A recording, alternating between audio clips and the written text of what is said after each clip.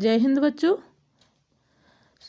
आज मैं आप लोगों के लिए ये वीडियो इसलिए लेकर आई हूँ क्योंकि आप लोग यूट्यूब पर अपने विषय से संबंधित वीडियो देखते हैं या घर पर भी आप अपनी विषय की तैयारी करते हैं, पढ़ाई करते हैं, चाहे वो हिंदी विषय हो या कोई अन्य विषय हो, तो कहीं ना कहीं एक प्रेशर रहता है और बच्चे बार बार पढ़ते हैं फिर भी प्रश्नोत्तर याद नहीं होते हैं अपने पाठ से संबंधित, विषय से संबंधित। तो मैं आप लोगों को ये बताना चाहती हूँ कि ऐसे कौन सी रणनीति बनाएं, ऐसे कौन से तरीके अपनाएं जिससे हम अपने विषय में आसानी से पकड़ बना सकें। कम समय में और कम मेहनत करके भी हम बहुत अच्छे तरीके से अपने विषय में पकड़ बना सकते हैं। अपने विषय की जो प्रश्नोत्तर हैं, पाठ से संबंधित जानकारी है, उसको याद कर सकते हैं। तो सबसे पहले तो मैं आप लोगों से ये कहना चाहती हूँ कि जैसे इस चैनल के माध्यम से साहित्य HPS चैनल का नाम है और इस चैनल के माध्यम से आपको मध्य प्रदेश बोर्ड की जो कक्षा 9, 10, 11 और 12वीं की हिंदी है तो उसके वीडियो दिए जाते हैं आप लोगों को और संपूर्ण जानकारी आपके पाठ से संबंधित, चाहे वो प्रश्नोत्तर हो, पाठ का सारांश हो, चाहे कवियों का जीवन परिचय, पदखंड, आपकी हिंदी व्याकरण है, सभी तरह की वीडियो आपको इस चैनल के माध्यम से दिए जाते हैं। तो सबसे पहले आपको क्या करना है कि अपने पाठ का सारांश पढ़ना है और पाठ का सारांश कम से कम आप लोग 4 से 5 बार पढ़ेंगे बिना किसी दबाव के। तो उससे आपको क्या होगा कि आपके पाठ में क्या दिया गया है इसकी जानकारी बहुत अच्छे ढंग से हो जाएगी। तो फिर इसके बाद यदि हम पाठ का सारांश समझ लेते हैं, जैसे गद्य खंड में है, तो प्रश्नोत्तर हमसे आसानी से बन जाते हैं।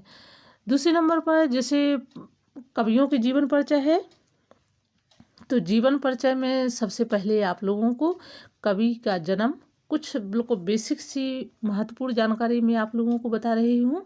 जैसे अपनी कॉपी में कवि का जन्म, उनका जन्म स्थान, उनकी शिक्षा और कुछ जैसे 5-6 आप लोगों के लिए कक्षा 9, 10, 11, 12वीं के बच्चों के लिए सिर्फ कवियों की 5-6 रचनाएं आप लोगों को लिख लेना है या नोट कर लेना है। उनको यदि आप दिन में 2-3 बार ही रिवाइज करेंगे, पढ़ेंगे बार बार, तो आसानी से कहीं ना कहीं वो अपनी मेमोरी में, अपने दिमाग में बैठ जाती हैं।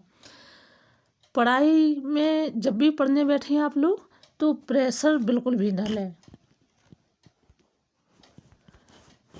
आप लोगों को अपनी पढ़ाई जो है बिना दबाव के, बिना प्रेशर के करनी है, पढ़नी है, उसको कंप्लीट करनी है।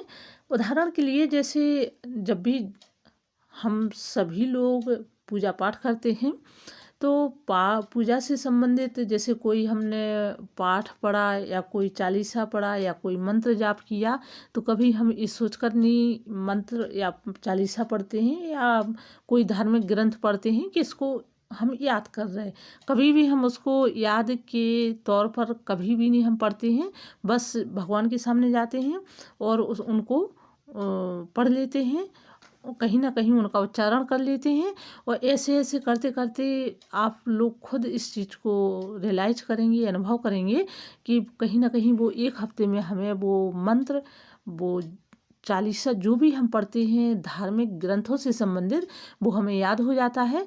तो मेरे कहने का मतलब है कि जब भी आप लोग अपने कक्षा वाइज जो भी विषय की पढ़ाई करें, तैयारी करें, तो दबाव या प्रेशर में बिल्कुल भी पढ़ाई ना करें। बढ़िया खुश होकर के बस पढ़ना है। हमें इतना इतना जो भी आपने टारगेट रखा है इतना कंप्लीट करना है, ये याद करके बैठें। गद्य खंड के अंतर्गत तो ये चीज़ें हो गई हैं कि आपको जैसे पाठ का सारांश पढ़ना है, कवियों के जीवन परिचय की कुछ महत्वपूर्ण जानकारी लेनी है। इसके अलावा मैं आप लोगों से बार बार कहती हूँ कि आप लोग कमेंट के माध्यम से भी मुझसे अपने जो क्यूरीज है वो पूछ सकते हैं या फिर आप लोग कमेंट में लिखिए कि मैम लाइव सेशन लेंगे तो उसमें भी मैं आपकी बहुत सी समस्याओं का समाधान करूँगी। पदखंड में हम आते हैं तो पदखंड में क्या होता है कि क्षेत्रीय भाषाओं से संबंधित, जैसे हम सूरदास के पद देखते हैं तो उनमें ब्रज भाषा का अधिकांश शब्दों का प्रयोग हुआ है। जैसे तुलसीदास जी की जो दोहा चौपाई हैं या पदखंड है, मीराबाई की हैं तो उसमें राजस्थानी भाषा, और तुलसीदास जी की में अवधी भाषा जैसी क्षेत्रीय भाषाओं का प्रयोग है। तो इसके लिए सबसे बेहतरीन तरीका है, जैसे पद्यखंड के अंतर्गत हमें किसी भी पद्य की व्याख्या करनी है तो थोड़ा सा आप लोग पर्यायवाची शब्दों पर ध्यान दीजिए। पर्यायवाची शब्द जैसे कुछ महत्वपूर्ण, जैसे जल के पर्यायवाची हैं, अग्नि के पर्यायवाची हैं, ठीक है। इसके अलावा हवा के पर्यायवाची हैं।